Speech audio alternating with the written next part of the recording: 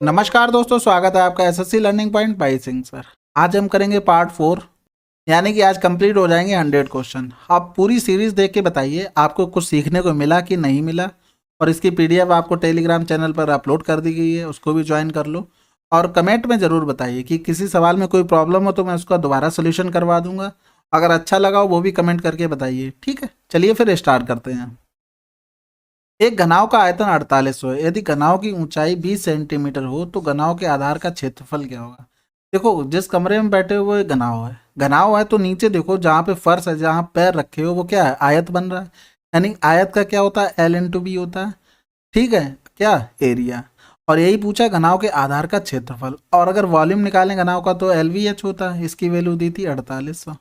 ऊंचाई 20 centimetre, 20 centimetre से divide कर दो तो कितना आंसर आ जाएगा, 2 दूनी 4, 2 चौकू 8, 240 सेंटीमीटर स्क्वायर। अगला सवाल। ए अकेला एक काम को 11 दिनों में कर सकता है, बी अकेला उसे 22 दिनों में कर सकता है, सी अकेला उसी कार्य को 33 दिन में कर सकता है।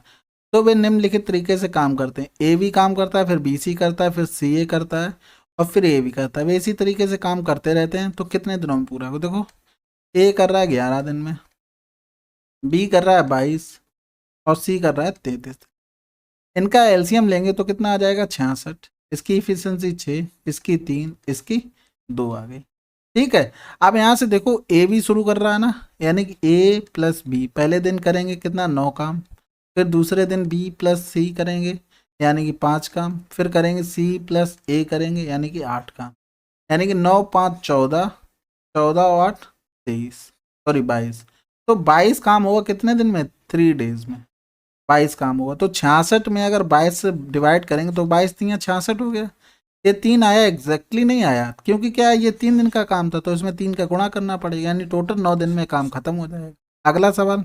एबीसी ने क्रमशः 1 लाख, 1,40,000 और यहाँ पर कितना, 2 लाख के निवेश के साथ एक व्यापार आरंभ किया। 3 महीने पश्चात सी ने व्यापार छोड़ दिया। सी के व्यापार छोड़ने के 7 महीने पश्चात बी ने व्यापार छोड़ दिया। बी तथा सी ने अपना निवेश वापस ले लिया। वर्ष के अंत में सी को लाभ के हिस्से के रूप में 1155 प्राप्त हुए।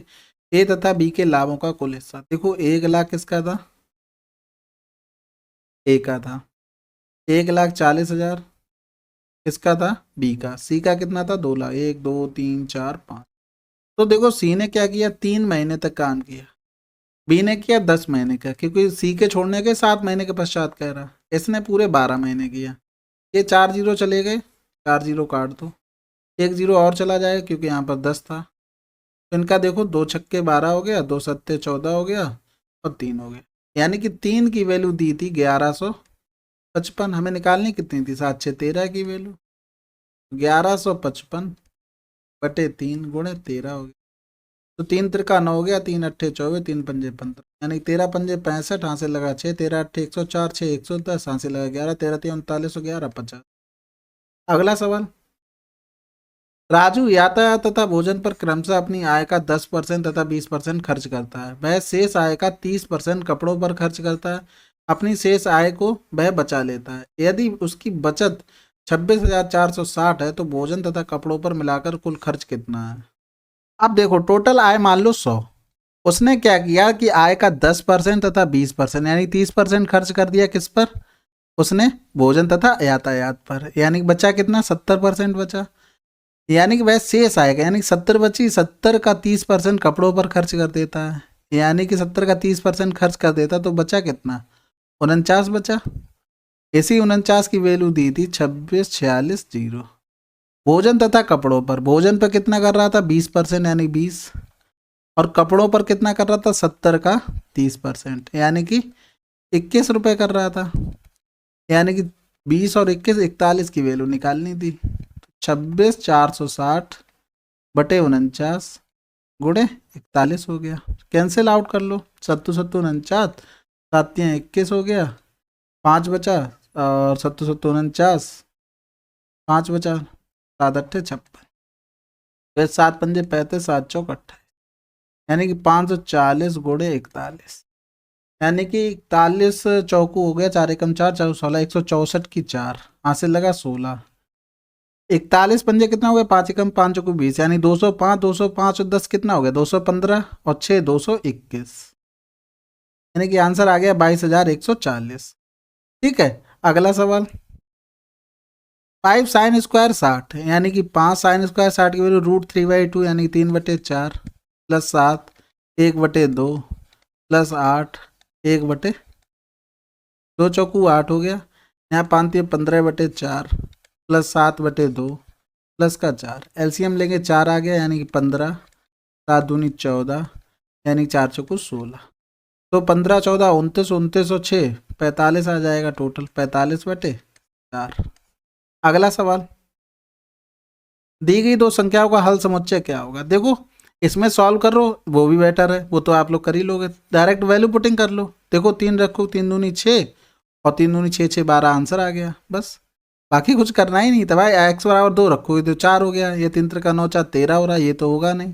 दूसरा रखोगे -4 हो गया और 3 × 9 हो गया, 9 में से 4 गया 5 बचा, ये भी नहीं होना। x = 3 रखोगे, 3×2 = 6 -2 रखोगे तो -3×2 = 6 हो जाएगा यानी 0 हो जाएगा ये तो इस तरीके से सॉल्व कर सकते हो। बाकी अगर ऑप्शन सेम मिल रहे हो, कुछ आ रहा हो कि सेम तरीके से आंसर आ रहा है, तो आप बिल्कुल इसको सॉल्व करके x y की वैल्यू निकाल लो। अगला सवाल, एक प्रिज्म का आधार समकोण त्रिभुज है जिसकी भुजाएं 9 12 15 है। 9 12 15 दिखते ही समझ में आना चाहिए समकोण त्रिभुज बना रहा है, ट्रिपलेट दिया गया है।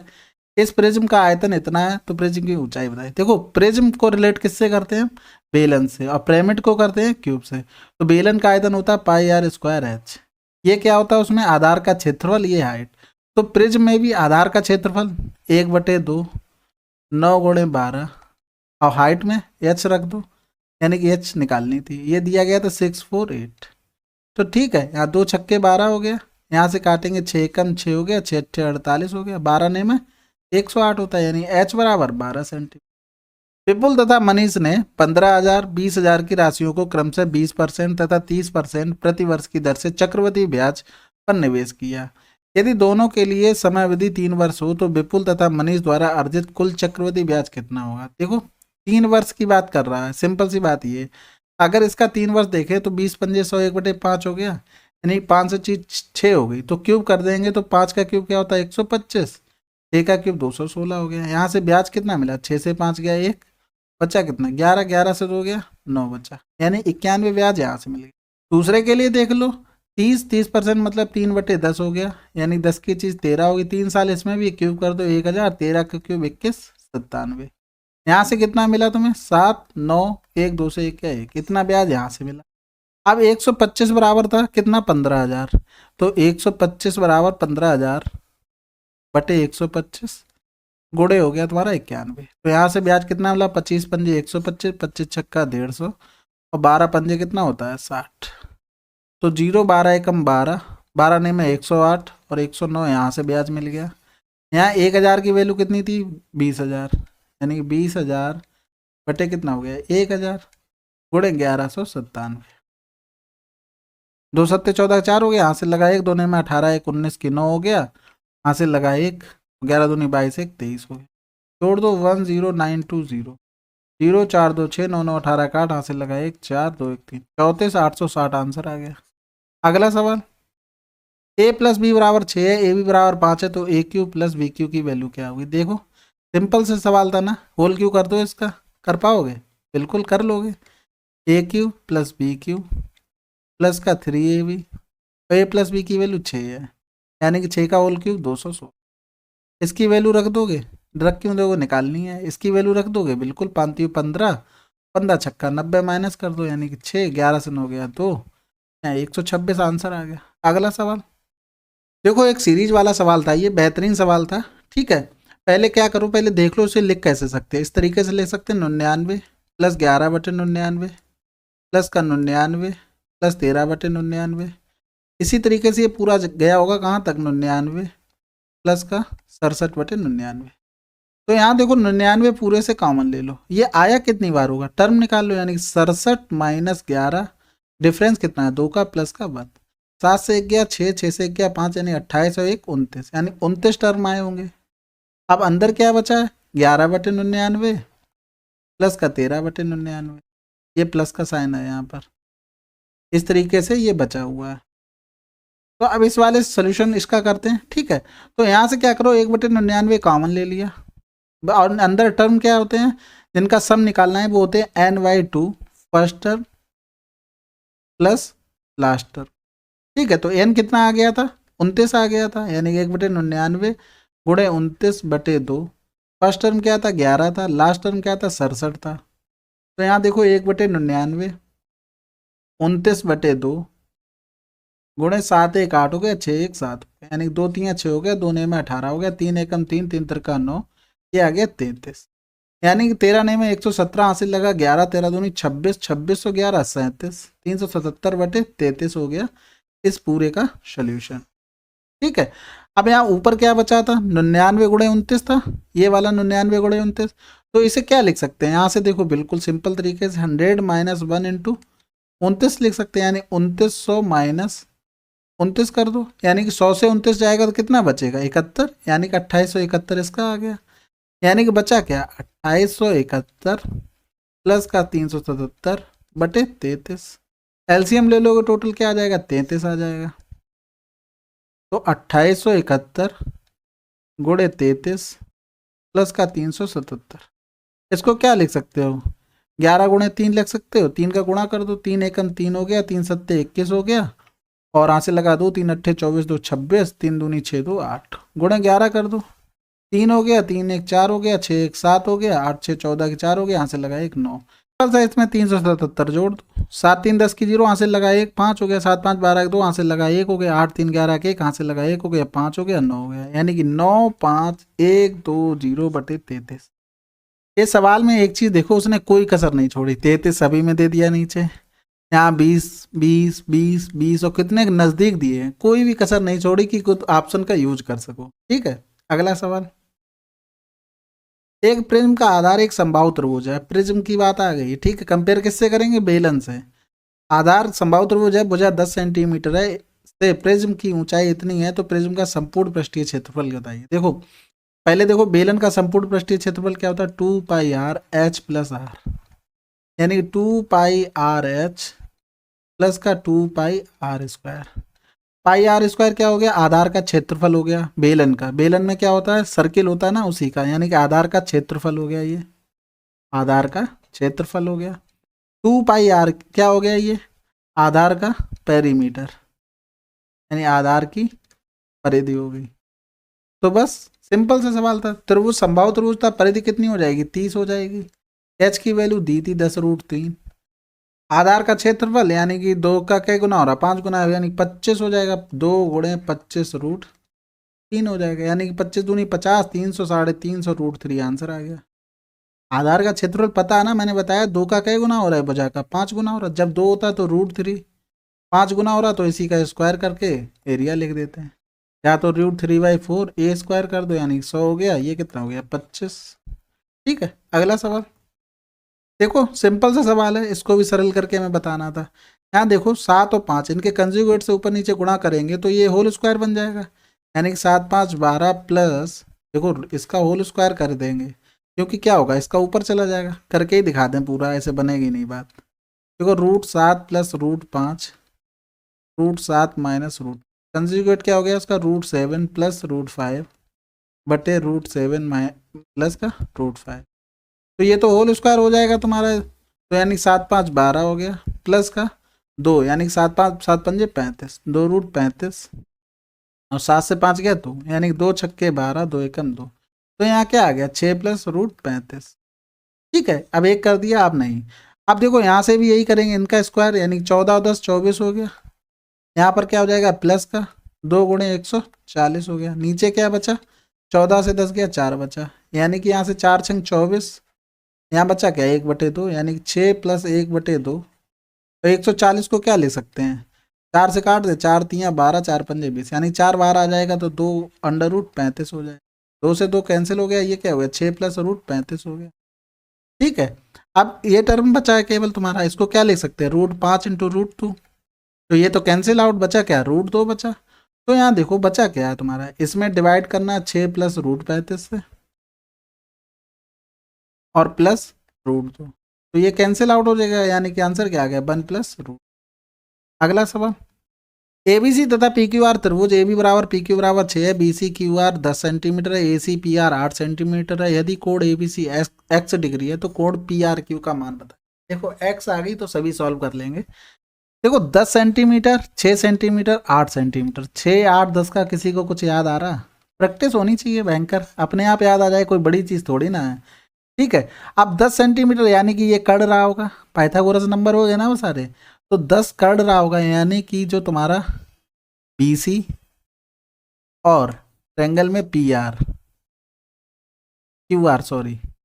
कितना रहा होगा 10 सेंटीमीटर। बाकी बचा क्या, इसमें A बचा, इसमें P बचा, तो AB कितना हो गया 6 हो गया, और यहाँ पर PQ कितना हो गया 6 हो गया, ये 8 हो गया, ये 8 हो गया। ABC X है तो PRQ का मान निकालना, यानी कि ये वाला हमें ये एंगल चाहिए, ये कितना होगा 90 - x होगा, इसी के बराबर ये होगा।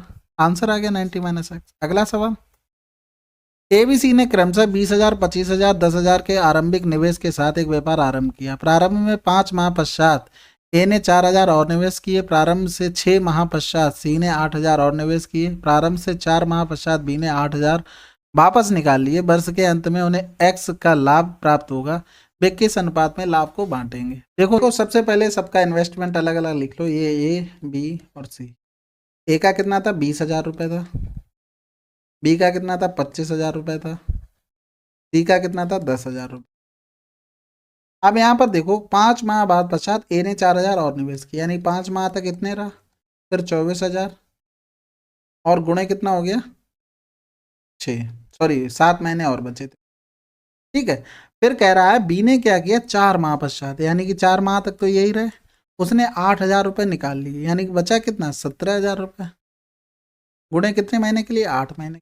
10,000 रुपये सी ने क्या किया 6 माह पश्चात किया, जो कुछ भी किया 8,000 रुपये और निवेश कर दिया, यानी कि 18,000, वो भी 6 महीने के। जीरो हटा दो, पहले 3 जीरो चले गए सभी से। ठीक है, अब यहाँ से देखो क्या 4 से और काट दो, 4 पंजे 20 हो गया, 4 छंग 24 हो गया। यहाँ से काटेंगे 4 चला गया, 4 दूनी 8 हो गया, ये 60 हो गया, ये 15 हो गया, 18 छक्के 108, 4 दूनी 8, 4 सत्ते 28। तो यहाँ से देखो 55 25 प्लस 7 छक्का 42, यानी 5 2 7 4 2 6। आंसर तो देखो पहला मिल गया, यहीं से निकल लेते। ठीक है, लेकिन फिर भी पूरा कर लो, 17 दूनी 34, यानी 5 4 9 3 2 5। फिर देखो अगला 15 कितना आया, तो पूरा काटने के बाद 15 प्लस 27, यानी 7 5 12 2 हासिल लगा 1 2 2 4, तो 67 रेशियो 59 रेशियो 42। अगला सवाल, मोहित का वेतन विजय के वेतन से 60% अधिक है। मोहित का वेतन विजय के वेतन से 60%, विजय का वेतन मोहित के वेतन से कितना परसेंट कम है? विजय का वेतन 60 कम है, यानी 160, थोड़े हो गया 100, जीरो से जीरो चला गया, यानी कि 600 बटे 16 हो गया, तो 16 3 48 होता है, बचा कितना 12, और 16 सत्ते 112 होता है, 16 8 128 हो जाए, तो 37 के आसपास। अगला सवाल, देखो ये वार वाला सवाल है, सिंपल सवाल है। क्या करते हैं, जैसे ए बराबर दिया था 0.312, इस पे 2 पे वार लगा था 0.415, इस पर बार लगा था, ये हो गया 0.309। अब जितने पे बार लगा है उतने 99 नीचे लिख लो। 2 पे लिखा है, अब 1 पर नहीं लिखा तो वो 0 बढ़ा लो। उसी तरीके से यहाँ करो, उसी तरीके से यहाँ करो, यहाँ 9 2 पे नहीं लगा, 2 0 नीचे। अब यहाँ क्या करते हैं, पूरे नंबर से जिस पे बार नहीं लगा वो माइनस करते हैं। 415 माइनस 4 हो गया, 309 माइनस 30 हो गया, तो 312 से 3 जाएगा 309 बटे 990, और 415 से 4 जाएगा 411 बटे 990, 309 से 30 जाएगा तो 9 बचा, 10 से 3 गया 7 बचा, 279/900 बचा। ठीक है, यहाँ पर एक जीरो और कर लो, एलसीएम लेंगे तो क्या हो गया 9900 एलसीएम हो गया। तो यहाँ पर देखो एक जीरो और आ जाएगा ऊपर, यानी 3090 प्लस का 4110, यहाँ 11 नहीं में 99, यानी कि 11 का मल्टीप्लाई कर दो, यानी कि 9 9 7 16 6 हासिल लगा 1, 7 2 9 1 10 की 0 हासिल लगा 1।